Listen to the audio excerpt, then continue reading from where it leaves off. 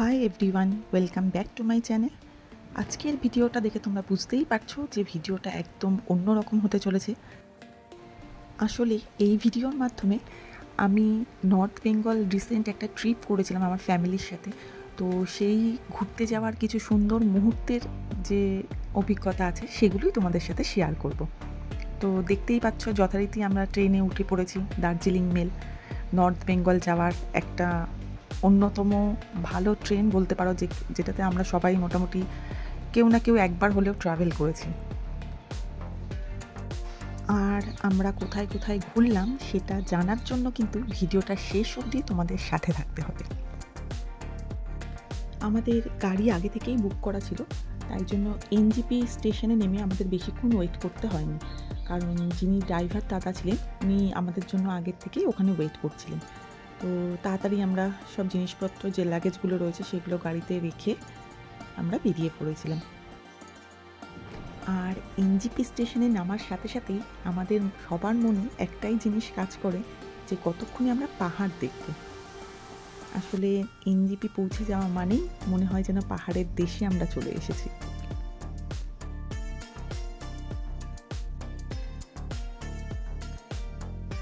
আমাদের এই নর্থ বেঙ্গলের ট্রিপটা কিন্তু ছিল 5 রাত্রি 6 দিনে।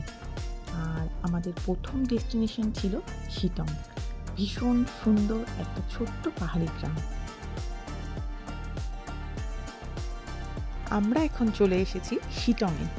আর শিটংয়ের আরেকটা নাম কিন্তু হচ্ছে কমলালেবুর গ্রাম, কারণ এখানে কিন্তু প্রচুর পরিমাণে কমলালেবুর গাছ রয়েছে। তো সেই জন্য শিটংকে কিন্তু কমলালেবুর গ্রামও বলা হয়ে থাকে। কিন্তু তোমরা যদি দেখতে চাও যে গাছে কমলালেবু হয়ে রয়েছে, সেটা দেখার জন্য কিন্তু তোমাদের এখানে মানে শিটংয়ে আসতে হবে জানুয়ারি কিংবা ফেব্রুয়ারি মান্থে। আর এই রকম এপ্রিল বা মে মান্থে আসলে কিন্তু তোমরা সেই যে গাছে কমলালেবু হয়ে রয়েছে সেটা দেখে খুব ভালো লাগবে, সেটা কিন্তু তোমরা পাবে না এই সময়টা আসলে। আর এই হচ্ছে আমাদের হোমস্টে।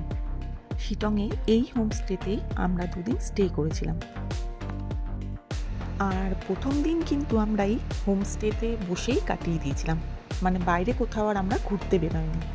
আসলে শরীরটাও সেরকম পারমিট করছিল না, আর সামনে এরকম প্রাকৃতিক সৌন্দর্য সেটাকেও হাতছাড়া করতে মন চাইছিল না। আমাদের হোমস্টের সামনে যেরকম ছিল পাহাড়ের ঘেরা একটা অপরূপ সৌন্দর্য, সেরকম হোমস্টের পিছনে বা আশেপাশে যেদিকেই তাকাই সেদিকেই পাহাড় আর পাহাড়। শহরের ব্যস্ত জীবন থেকে দূরে এইরকম একটা শান্ত নিরিবিলি পরিবেশে সামনে যদি এইরকম পাহাড় থাকে আর পাশে যদি এইরকম সুন্দর প্রাকৃতিক পরিবেশ থাকে, তাহলে ঘন্টার পর ঘন্টা সময় কখন যে এমনি পার হয়ে যায় সত্যিই বোঝা যায় না।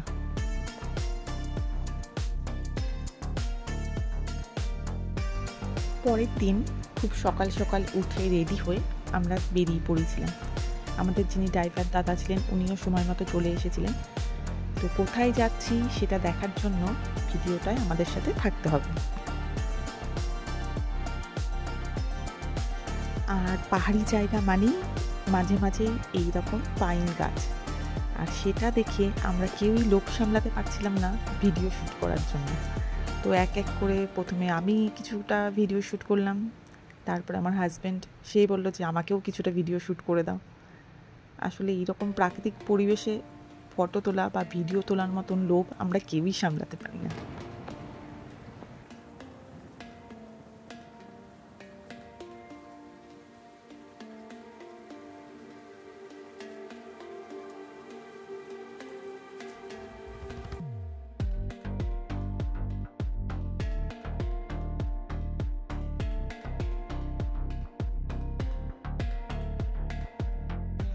আর আমি এখন যেই জায়গাটায় রয়েছি সেই জায়গাটার নাম হচ্ছে চিমনি।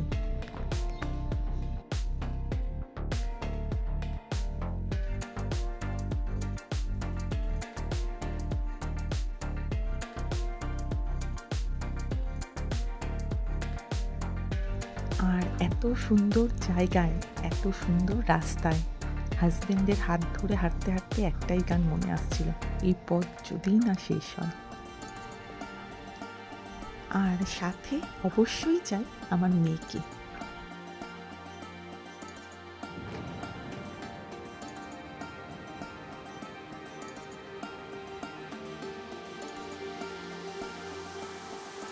পাহাড় কিন্তু ভীষণ রহস্যময়।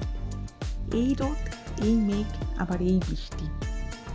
সেই রকমভাবেই আমরা যখন এখানে বসেছিলাম এই চিমনির এখানে একটু চা খাওয়ার জন্য, একটু রিফ্রেশ হওয়ার জন্য, ঠিক সেই মুহূর্তেই রাস্তার মাঝখানে এত মেঘ চলে এসেছিল যে আমরা কিছুক্ষণ ওয়েট করেছিলাম সেখানে সেই দৃশ্যটা দেখে উপভোগ করার জন্য।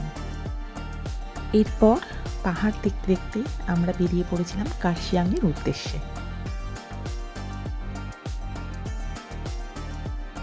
এখন আমরা পৌঁছে গেছি কার্শিয়াংয়ের বিখ্যাত হনুমানজির স্ট্যাচুর সামনে। আর এখানে একটা কিন্তু খুব সুন্দর হনুমানজির মন্দিরও রয়েছে।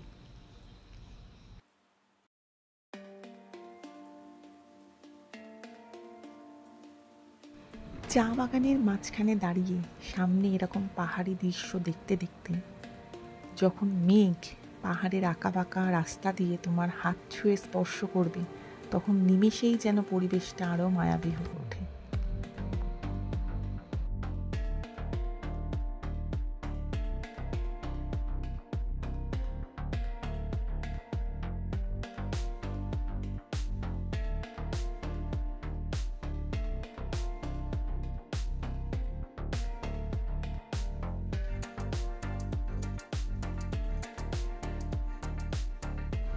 এরপর আমরা বেরিয়ে পড়েছিলাম আমাদের নেক্সট যে ভিউ পয়েন্ট আছে সেখানে যাওয়ার জন্য।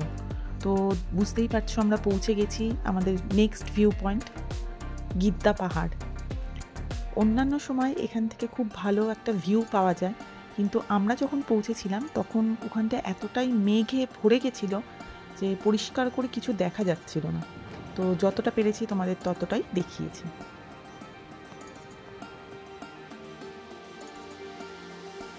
আর রাস্তা দিয়ে যাওয়ার সময় যখন মেঘ রাস্তার উপর এরকম চলে আসছিল, তখন মেঘগুলোকে জাস্ট হাত দিয়ে ফিল করা যাচ্ছিল যে কতটা ঠান্ডা।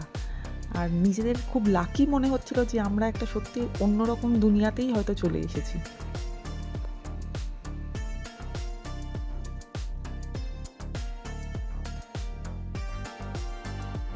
অবশেষে আমরা এসে পৌঁছেছি ডাউহিলে। আর এটা হচ্ছে ডাউহিল স্কুল, কিন্তু ভিতরে স্কুল চলছিল বলে আমরা বাইরে থেকে স্কুলটা দেখে নিয়েছি। আর এখন আমরা চলে এসেছি ডাউহিল ইকো ফরেস্টে, যেটাকে ডেথ রোডও বলা হয়ে থাকে। আর এখানে দেখতেই পাচ্ছ অনেক বড় বড় পাইন গাছ। আর মেঘ যখন এই পাইন ফরেস্টে চলে আসে তখন কিন্তু জায়গাটা একটু স্পুকি লাগে, কিন্তু ভয়ের কোনো ব্যাপার নেই, জায়গাটা এমনিতে অনেকটাই সুন্দর।